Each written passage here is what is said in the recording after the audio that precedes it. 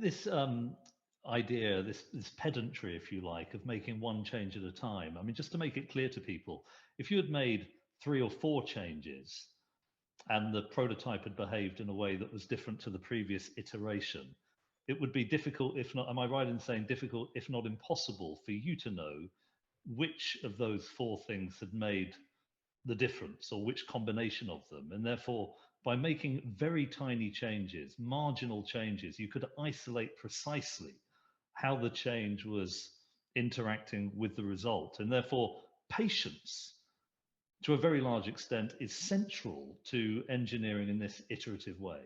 Yes, you've got to be patient, you've got to be determined, you've got to be very logical, absolutely logical all the time, and understanding why that failed or why it succeeded. And write notes, every single experiment, you draw a picture of what I was testing and then put all the test results in and test it fully in at lots of different airflows and lots of different particle sizes. So it's very methodical. I mean, it sounds tedious, but actually it isn't. It's fascinating. Here I want to perhaps just segue a little, although the central story of your life, I think, is so incredibly interesting, to parenting. I have 2 children, Evie and Teddy. I hope they're tuning in. Evie is 8, about to turn 9, and Teddy is 7. And I sometimes worry, James, that when they watch television, the X Factor and other reality programs of that kind, and they look at the social media, they're inclined to think that success can be instant for very talented people, instant gratification, overnight success. Your story is an interesting one because when you look at the products that you develop, one immediately thinks this guy Dyson is a genius. I mean, it's a beautiful product. There must have been a eureka moment. Suddenly got the insight, whilst, I don't know, sitting back in a hammock, and he's just got that kind of a brain. In actual fact, when you deconstruct the process, there's just lots of individual steps. And I wonder, I'd be interested to hear you speculate on this, is unless children understand that success can be a long-term process, that you need to take a lot of steps and a lot of missteps in order to get there, they will be going through life thinking that if I don't achieve something instant and effortlessly, well, I must lack talent, I might as well give up. In other words, understanding the way success really happens is a very important way for children to develop your kind of patience and your kind of resilience. No, I completely agree. And the trouble is that society admires the effortless brilliance of somebody who gets a first at Oxford without really trying. And we admire that too much, and we don't admire the plodder who gets there in the end. And there's nothing, it's better to be a plodder in many ways because you've experienced more vicissitudes and problems which you've overcome. Yeah, no, I agree with you. And fame isn't the point. And the point is doing something that's worthwhile and changing the world. I mean, everybody cares about the environment now and sustainability. And young people are wonderful at solving these problems. We run a design award every year around the world. And it's amazing what these young students come up with. I'll just give you 2 examples. Last year, the winner, we have a sustainability award and a sort of medical appliance award. And the sustainability one was won by a student in the Philippines who discovered that rotten fruit, if you mix certain rotten fruits together and smeared them over a sheet of glass, you could create electricity from light. It doesn't have to be sunlight, it's just light. So he had this sheet of glass and he was charging his iPad from it. I mean, that is an utterly brilliant idea, that you put a film over every sheet of glass on every building and it generates electricity. Young people are going to solve all these sustainability issues and environmental issues. And the other winner was a student in Barcelona University who read in the newspaper that dogs could smell cancer. And she thought this was really interesting. And so she developed something that from urine, could smell and tell whether someone had breast cancer. And she's now working with an American university to put all this on the cloud. I mean, these young people can solve all our problems. So, and I really want to encourage young people, and I'm a good example. I'm not a trained engineer, but I develop technology, and I work with lots of people, clever people developing technology. And So you don't have to necessarily be an engineer or scientist to get about solving these issues that we're all talking about and not doing anything about. You're going to be horrified, James, to hear that when I was at university, I was at a college called Balliol at Oxford University, and its informal motto was effortless superiority. Which I think is exactly the wrong. In fact, people well, you've never displayed it. You never displayed it, Matthew. So I wouldn't worry too much. It's funny because I was playing table tennis whilst I was at Balliol and knew that you had to put a lot of effort in to get something out. But people used to kind of boast that I've done no work this week. I've managed to write an essay on Plato without. And I thought, what? This is exactly the wrong. You know the other thing they boast about? They boast about how they can't hang a picture or use an electric drill. It's a sign of intellectual superiority. So there's nothing wrong with using your hands as well as your brains. Exactly. It's what man was designed to do. But it's looked down upon, isn't it? An engineer is looked down upon. On the sort of socio-demographic, an engineer is lower than a vicar. He's way down the list. Not so in France and other countries, in Germany and other countries who do value engineers. So I'm not asking for greater recognition of engineers. I would just love it if more young people wanted to be engineers and scientists to solve the problems they're so passionate about. And this is why I want to talk a little bit later on about your passion for engineering and the university, your eponymous university, which I think is tremendously exciting for Britain.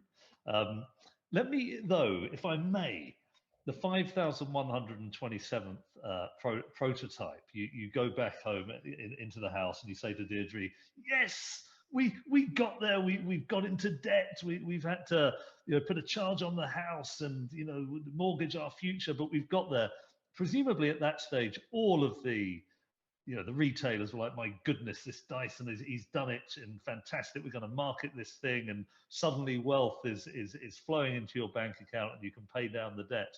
But actually, it wasn't like that at all. Having gone through that huge engineering struggle, you then hit another one. Could you just tell us what happened at that point? Well, I actually felt slightly depressed when I and I don't know whether, I think partly because it was the end of an exciting journey, so I felt slightly deflated, but also because I had to move on to the next phase, and I was hugely in debt. How to commercialize it. And actually, initially, I thought, well, look, I'm heavily in debt, and I'm really an inventor, engineer, designer. I shouldn't be a manufacturer. I've done manufacturing, but I shouldn't need to do that. I ought to be able to go out and license a better vacuum cleaner to somebody. So that's what I tried to do and absolutely failed at doing it. And I wasted 8 years trying to license it to people who are now my competitors and other people as well. So that was another 8 years of failure. But actually what it taught me, it was really interesting. The more people turned me down, the Bosches, Miele's, all these Electroluxes and so on, the more I realized they were missing something. They weren't wanting to they're rather like selling bags, I presume. And they didn't seem to want to improve their product and to overcome this awful problem of losing suction and smelly bags and having to go and buy bags. So the more I failed at that, the more I became determined to make it myself. And when I finally settled the lawsuit I had, the patent lawsuit I had in America, which was draining me of cash and my energy, I thought, right, I'm going to make it now. I mean, I haven't got a factory, I haven't got any money. All I've got is, and I say all I've got, the precious thing I had was 4 brilliant engineers. Let's take them on. Let's compete. And my friends all said, you're mad. You can't compete with all these big multinationals. You can't possibly do that. You're mad. But I thought we could. I just thought we could. So starting from my little coach house, off we went. Let me just check. Can you still see yourself on your screen, James? No, I can't. I can't. Do you think we've... Hang on. I think am I back? Yes. I didn't press anything. No. I think maybe the video went into hibernation mode or something of that kind. I'm curious. This is a good moment to talk about market research, because if my memory serves me correctly, most experts in the field of vacuum cleaning thought it was a terrible error for people to be able to see the dust and hair that they were Yes. sucking off the ground, and they told you that it should be concealed. And you had again a conviction that they were mistaken about Yeah. this. Yes. In a funny kind of a way, you seem to have a deeper understanding of consumer psychology. Just talk us through that. Not really. No, I can't claim to have that at all. No, no. I mean, in the book, I talk about the Mini, because when they That's did right. market research, the Mini, people said, I'm not buying that thing with those tiny wheels. And so they only built one production line, and they never caught up with production during the history of the car, because suddenly everybody wanted it.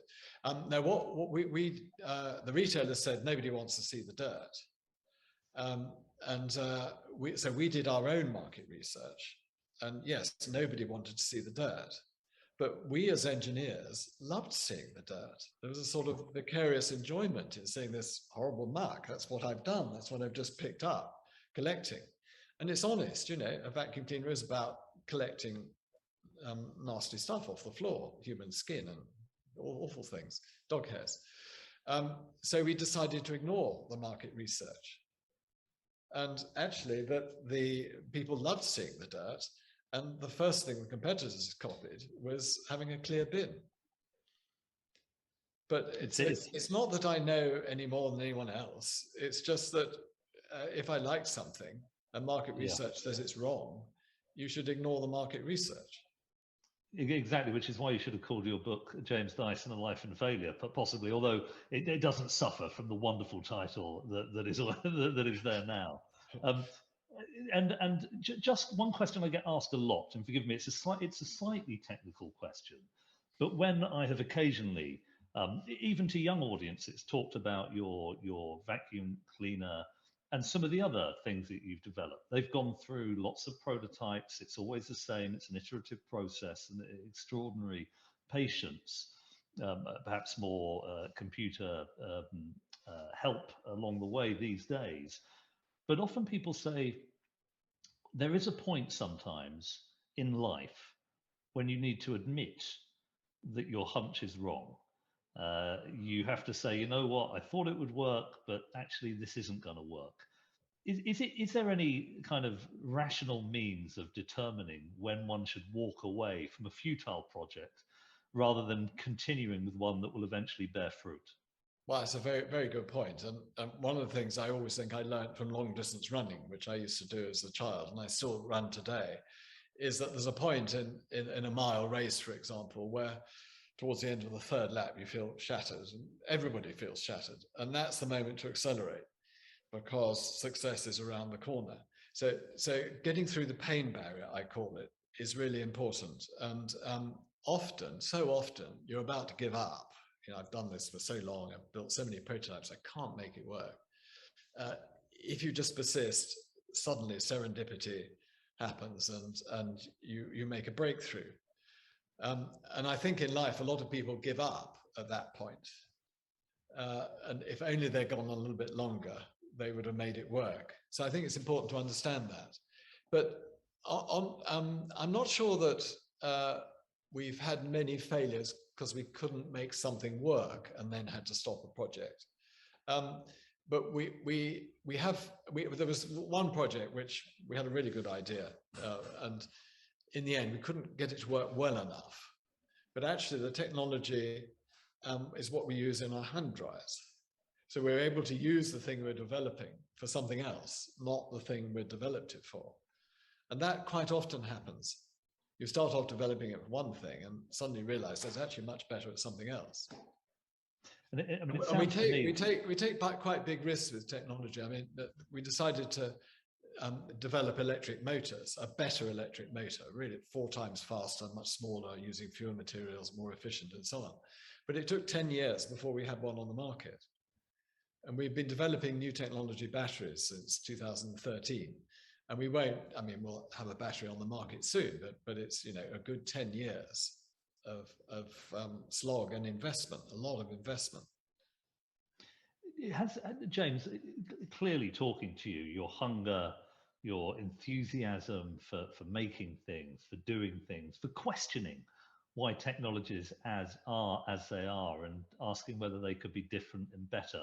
that doesn't seem to have dissipated. I mean, I think a lot of people might wonder whether having a lot of money now, particularly in relation to the debt-ridden scenario you found yourself in when you got up to the 3,000th prototype, whether that would blunt your hunger, whether you would say, you know what, let's put the slippers on, sit sit at home and have the Horlicks and watch television. It doesn't sound to me as if the money is I was hugely in debt till I was about 48.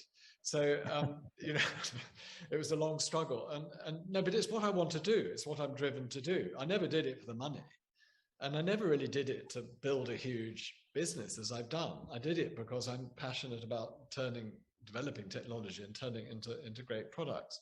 That's what drives me on. That's what I love doing. So I'm just doing what I love doing. I couldn't be happier and luckier. Isn't that another really important lesson for young people? Find something you're genuinely passionate about, because then it doesn't feel like work, does it? No, it doesn't. It doesn't. And trying to make a better vacuum cleaner and competing with the giants of the world, it doesn't sound like a very sensible thing to do either. But I was, well, that's why no one would lend me any money. And my friends thought I was mad, but silently encouraged me and silently thought I was leading Deirdre into penury.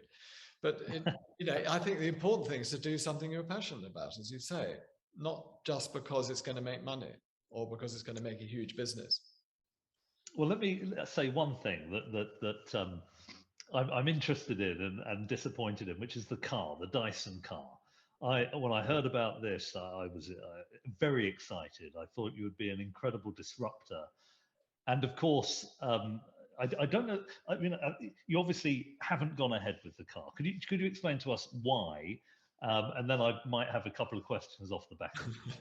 Well, we got into it because at the time, 2014, when we started it, no one was taking any notice of electric cars. I mean, there was Tesla, but the industry said, oh, electric cars will only have 2% of the market by 2030.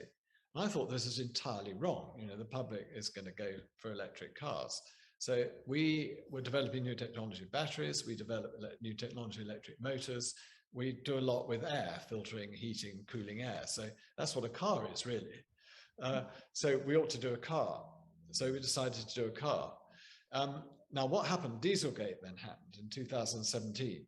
And suddenly the world and the motor industry had to do something about this. They couldn't go on making diesel and petrol vehicles. The whole thing had changed. So Volkswagen, BMW, and everybody are now throwing everything at electric cars, making electric cars.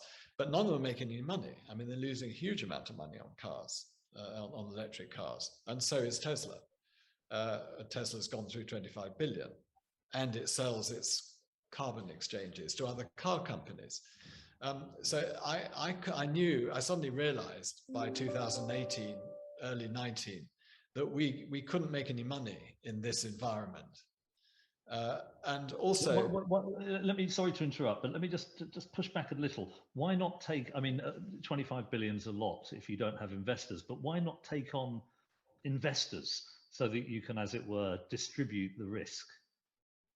Well, that's not how I work. We're a private company and we want to stay a private company and not have investors. Our sole focus is not on making money or making money for shareholders or giving shareholders a return.